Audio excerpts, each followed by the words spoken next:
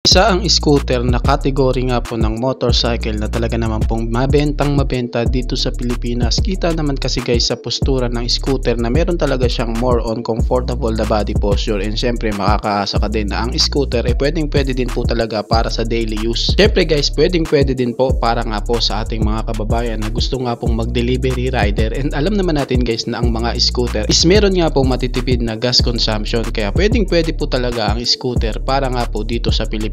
Lalo na nga po dito sa atin napaka-traffic din talaga. 150cc or 155cc or 160cc nga po na scooter ang talaga naman pong napakabenta dito sa atin, kasi nga guys alam naman natin na meron nga po silang sapat na power output para nga po din guys hindi mabitin ng isang rider, lalo na nga po sa automatic ang kanilang dinadala. NMAX nga po ni Yamaha ang isa sa talaga namang unang pinakita ni Yamaha dito sa Pilipinas na talaga namang napakarami nga po sa ating mga kababayan ang nagkagusto. Pero dito nga sa video na to guys is pag-uusapan natin ang bagong NMAX nga daw po ni Yamaha na ilalabas. Makikita nga po natin dito sa video na to guys kung gaano nga po kalaki ang pinagbago ng bagong NMAX na ilalabas ni Yamaha. Kaya samahan nyo ako guys na pag-usapan ang motorcycle na ito. Pero bago yan, baka pwede naman na pa-subscribe ng aking YouTube channel. I-click mo na din ang notification bell para maging updated kayo sa mga susunod na i-upload ko. Guys, baka pwede naman na pa-like and follow ng aking Facebook page. Nasa description po ang link. Kaya make sure guys na tapusin nyo ang video na ito para malaman nyo ang information may kinalaman sa motorcycle na ito.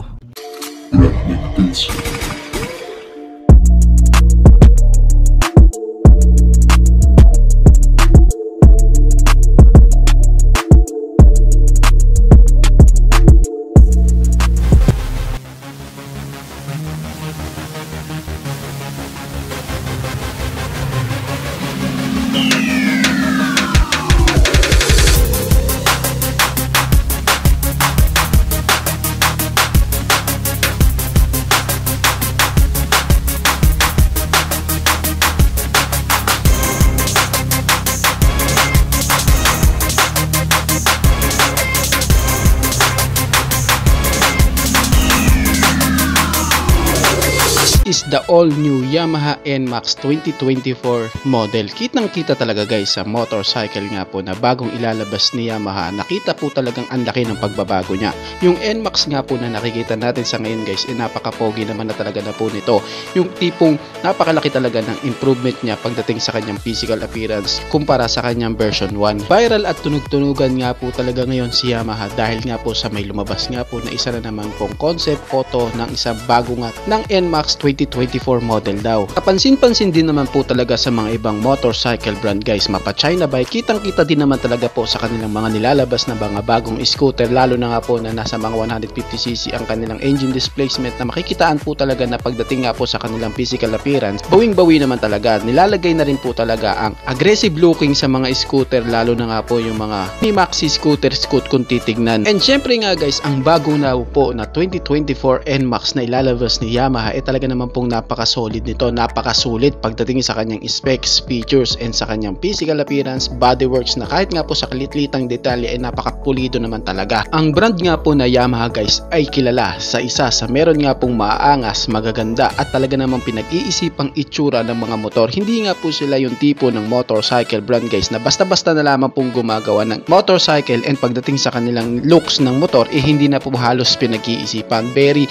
unique nga po sila kung mag-isip, and syempre gusto nila guys ang bawat nilalabas nila ng mga motor talagang kakaiba. At ang brand na Yamaha guys is kilala din po ang mga motor nila na nilalabas na meron nga pong mga malalakas na torque. Talagang hindi ka mabibitin kahit nga po scooter lang ang dala mo na 125 cubic centimeter engine displacement lang po, talaga naman pong sulit naman po ang kanyang power ng torque. Kung pag-uusapan natin ang tindigan ng bagong Yamaha NMAX 2024 model guys, talagang makikitaan po natin siya na stand out talaga to sa iba pa pong kanyang mga katunggali, lalo na nga po yung kanyang panibagong itsura, more on aggressive looking and more aerodynamics design. Samahan mo pa sa kanyang bulky shape guys na kahit nga po nasa 155 cubic centimeter lang ang kanyang engine displacement, makakaasa kang malaki din po ang scooter na ito. At check din tayo guys na ang bagong NMAX 2024 guys is meron din pong sulit pagdating sa kanyang specs and features. At dahil dyan guys, alamin nga po natin kung ano nga ba ang dapat nating abangan sa scooter na ito. Pagdating nga po sa kanyang engine displacement guys, hindi pa po natin sure kung ito po is naka 160 cubic centimeter engine engine displacement na o mananatili pa rin po siya sa 155 cubic centimeter engine displacement. May kinalaman dyan guys, agad ko din naman po kayong i-update kung ano nga po ba talaga ang kanyang engine displacement yung bagong NMAX 2024 model. Syempre pagdating po sa kanyang engine specs guys, siya po is naka 1 cylinder, 4 stroke, 4 valves po ang kanyang camshaft with a single overhead cam. Syempre pagdating po sa kanyang cooling system, siya po is naka liquid cooled engine, and pagdating naman po sa kanyang fuel system, syempre siya po is naka FI na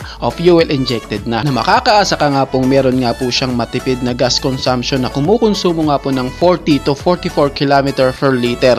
Ang gas consumption na yan guys is talaga naman pong napakatipid na po para sa isang 155 cubic centimeter engine displacement, tapos automatic pa nga po ang kanyang transmission, kaya talaga naman pong sulit na sulit po ang gas consumption na yan. Pwede na talaga sa malalayong biyahe. Ngayon guys, pag-usapan naman po natin ang kanyang power performance. Pag-usapan nga po natin ang kanyang maximum power and ang kanyang maximum torque. Kaya makikita natin dito guys na sulit din po talaga ang scooter na ito, ang bagong NMAX 2024 model ni Yamaha. Pagdating nga po sa kanyang maximum power, meron nga po siyang 15.2 HP at 8,000 RPM, and meron naman po siyang maximum torque na 13.9 Nm of torque at 8,000 RPM. At para nga po sa power output na yan guys, kitang-kita naman po talaga na hindi ka na talaga mabibitin. Pagdating nga po sa kanyang maximum power, talagang ibibigay din po talaga nito yung hinahanap mo, ang kanyang nga pong torque na talagang makakaasa kang hindi ka mabibitin sa kanyang arangkada. Ngayon guys, pag-usapan naman po natin ang dimension ng motorcycle nga po na ito. Pagdating nga po guys sa kanyang length, meron nga po itong sukat na 1,935 mm,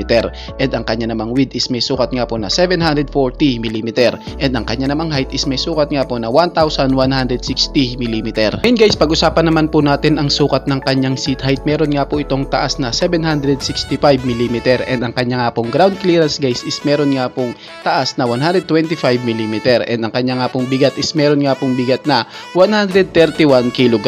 Tiyak nga po nakaabang-abang ang bagong Yamaha NMAX 2024 model ni Yamaha na ilalabas nga po. Kitang-kita din naman po talaga sa bagong itsura nito na meron na talaga siyang malaking pagbabago. Merong maangas and more on aerodynamics design, aggressive looking, and talaga namang napakaangas nga po na tindigan. Kaya kapanapanabik nga po na makita ang bagong motor na ilalabas ni Yamaha, ang bagong NMAX 2024 model. Guys, ano masasabi nyo sa motor na ito?